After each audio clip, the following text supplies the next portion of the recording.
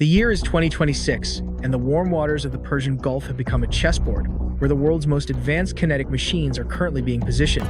Inside the windowless briefing rooms of the Pentagon, senior analysts project a veneer of total confidence, claiming that American strategic dominance has finally been permanently achieved.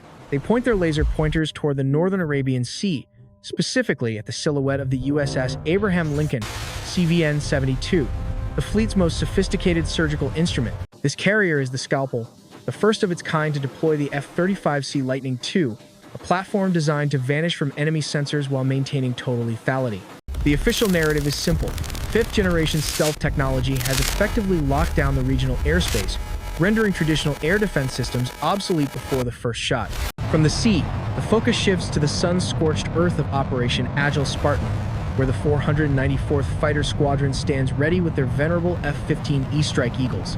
These are the heavy hitters of the United States Air Force, flying bomb trucks capable of carrying 23,000 pounds of precision ordnance into the heart of conflict.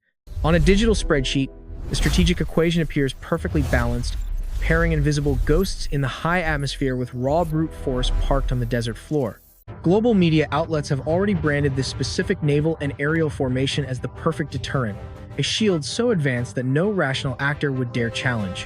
But here at Navy Decoded, we do not read the sanitized press releases, we strip away the propaganda and run the cold, hard math of modern maritime logistics.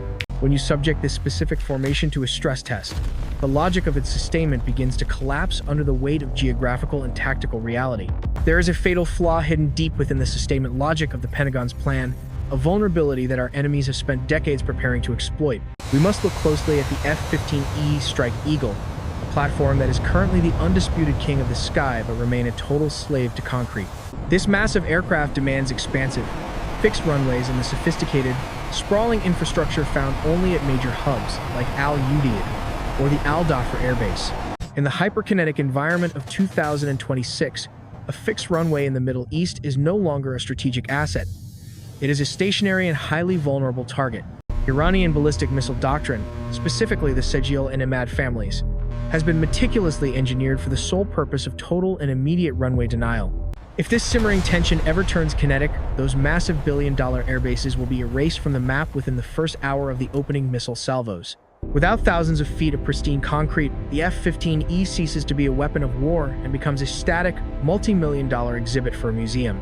Now turn your attention back to the USS Abraham Lincoln, which survives the initial barrage only because it possesses the unique ability to move across the ocean. The Lincoln relies entirely on the F-35C to maintain its stealth advantage, but the laws of physics dictate a very specific and unforgiving geometric reality for aircraft. To remain invisible to X-band radar, every single weapon must be tucked away inside internal bays, significantly limiting the total weight of the strike package. These internal bays are notoriously small, restricted to carrying just two 2,000-pound JDAMs, which places a hard cap on the carrier's total destructive output per sortie.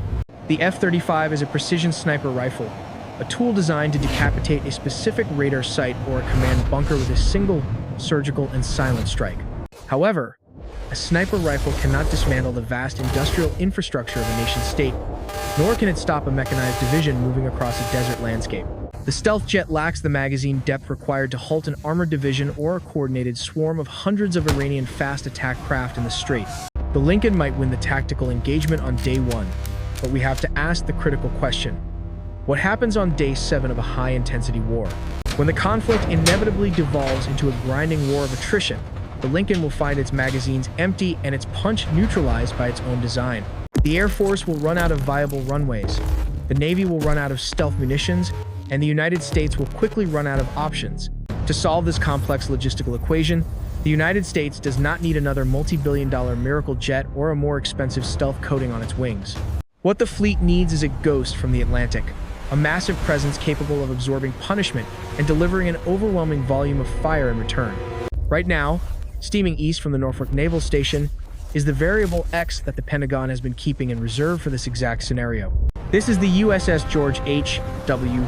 Bush, CVN-77, a ship whose movement is currently being dismissed by the media as nothing more than a routine training exercise. Do not believe the official handshake or the diplomatic platitudes. The math of the Persian Gulf demands this ship's immediate presence to close the logistics gap. This carrier brings a capability that the Lincoln fundamentally lacks: It brings a soul forged in the fires of a previous century's total global conflict.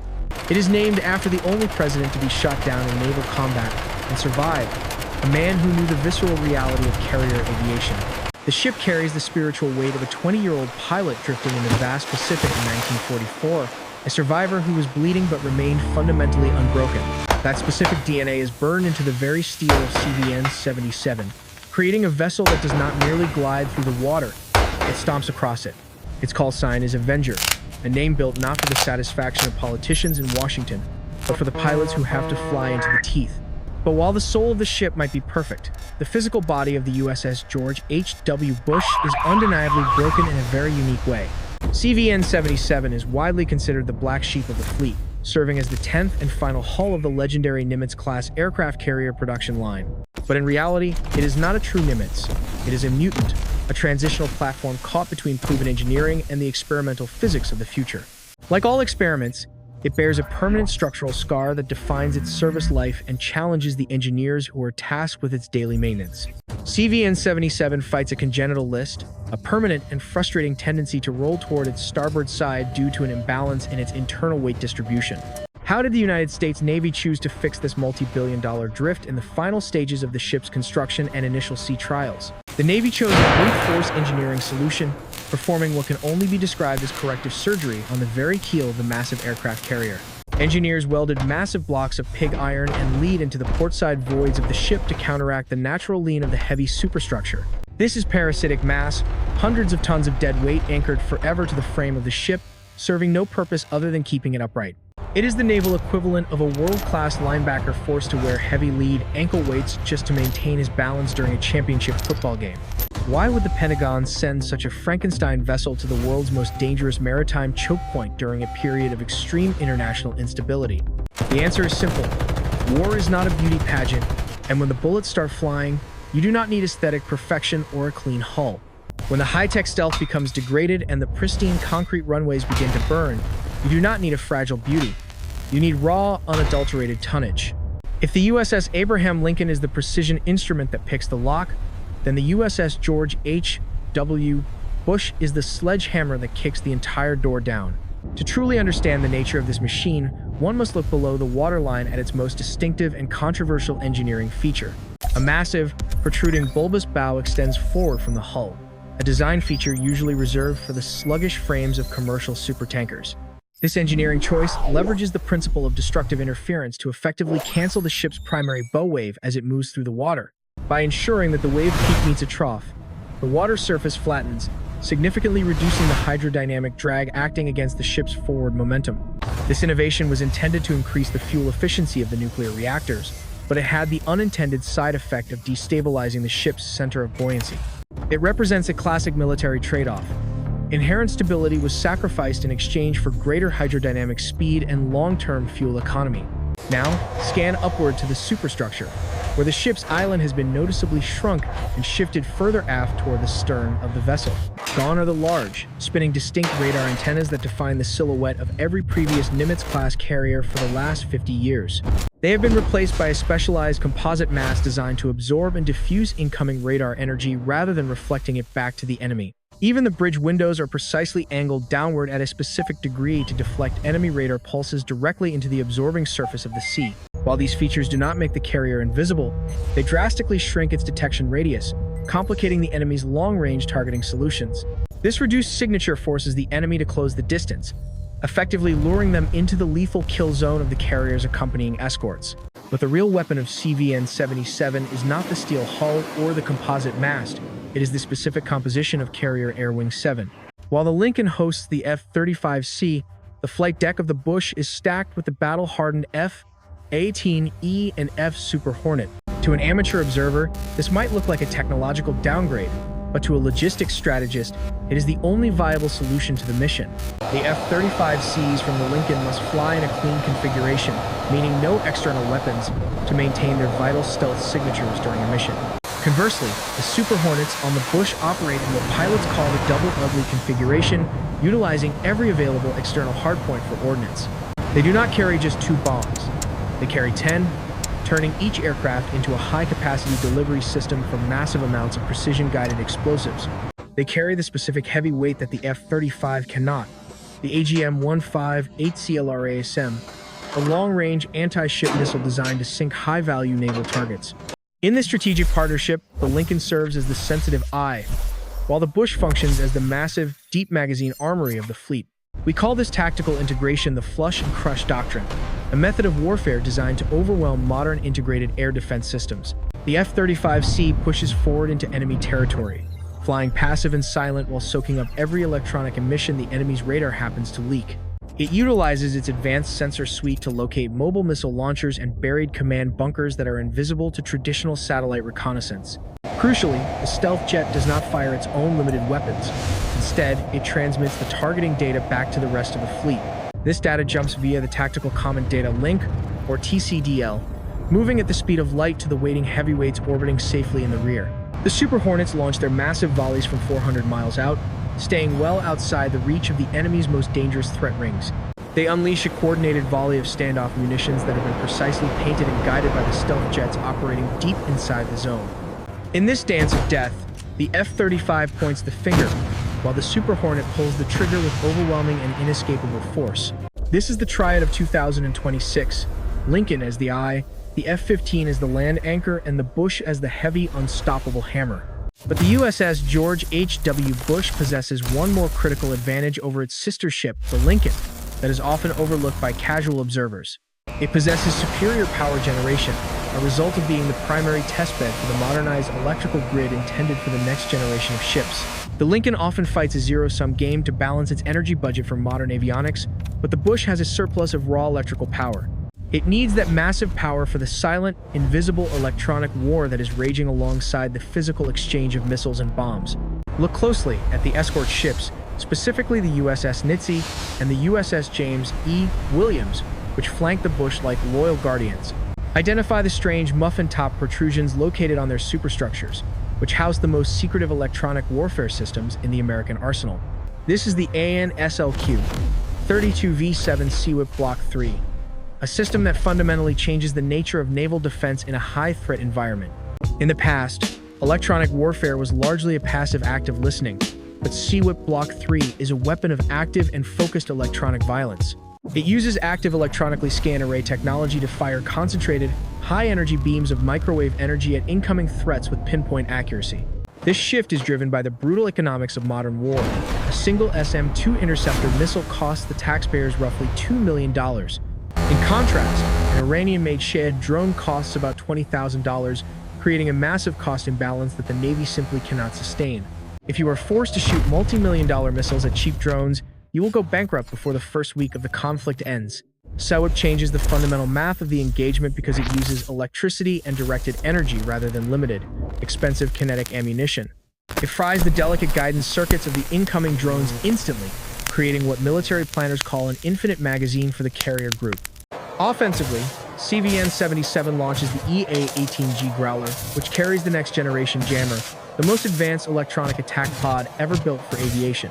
While older jammers acted like broad floodlights, the NGJMB acts like a surgical laser pointer using cutting-edge gallium nitride chips for power. It doesn't just block enemy radar, it inserts false targets into their systems, effectively rewriting the enemy's reality and leading them into traps. But the ultimate threat to the carrier remains the Iranian Fateh hypersonic missile, a weapon that moves too fast for traditional defensive calculations. Hitting a maneuvering target at Mach 15 is widely considered as difficult as shooting a bullet with another bullet while being completely blindfolded. To counter the terrifying physics of hypersonic flight, the Navy relies on the SM-6 Dual 2, a missile that abandons the surgical hit-to-kill philosophy for something far more brutal. Instead of attempting a direct physical impact at 10 times the speed of sound, the SM-6 detonates a massive fragmentation warhead directly in the incoming missile's flight path. It effectively turns the empty sky into a lethal minefield of hypervelocity shrapnel, shredding the control surfaces of the Fateh and sending it tumbling into the sea. Below the surface, the Bush fights a silent acoustic war against the Iranian Kilo-class submarines lurking in the thermal layers of the Persian Gulf's shallow waters. The ship's 4 massive bronze propellers feature a unique blade geometry specifically designed to delay the onset of cavitation at high cruising speeds. Instead of tearing the water and creating noisy vacuum bubbles, these blades slice through the liquid with a precision that significantly reduces the ship's acoustic signature. While this doesn't make a 100,000-ton carrier silent, It effectively cuts the enemy's passive sonar detection radius in half, giving the escorts time to react. This is the machine in its entirety. A mutant, a Frankenstein of Cold War steel, experimental physics, and parasitic iron weights hidden deep within its hull. Yet, deep inside the high-traffic corridors of the ship, there exists a quiet, sealed chamber known as the tribute room, where time seems to stand perfectly still. This room holds the original flight logs of Lieutenant George H.W. Bush, written in a steady hand before he ever dreamed of leading the free world. It holds a meticulously detailed model of the TBM Avenger he flew in 1944, a reminder of a time when naval aviation was a game of pure survival. This space serves as a permanent reminder to the crew that while the technology evolves at a dizzying pace, the price of freedom remains a static, blood-stained constant. The USS Abraham Lincoln represents the sleek, invisible future of American power, the scalpel that operates in the shadows of the digital realm.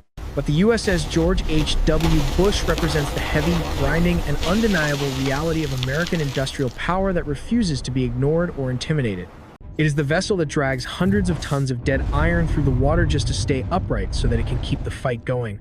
In the chaotic, high-intensity environment of 2026, you do not always want the refined precision of the surgeon.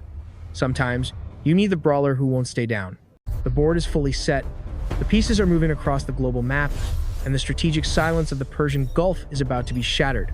The Lincoln provides the flash of lightning that blinds the enemy, but the Bush provides the rolling thunder that follows and levels the ground. The thunder has finally arrived in the region, and its presence signals that the era of simple deterrence is over and the era of tonnage has returned. If you respect the cold engineering of these titans and value the hard truth over the media spin, toggle your transponder to the on position. Hit that subscribe button to join our community and prove that deep intelligence still matters in a world of shallow headlines and fleeting attention. This has been an investigation into the logistics of the modern carrier strike group by the team at Navy Decoded. Stay vigilant, stay informed, and always remember that the soul of the ship is just as important as the steel that carries it. We will continue to monitor the movements in the Gulf as the Variable X begins its final approach to the theater of operations. This is Navy Decoded. End of transmission.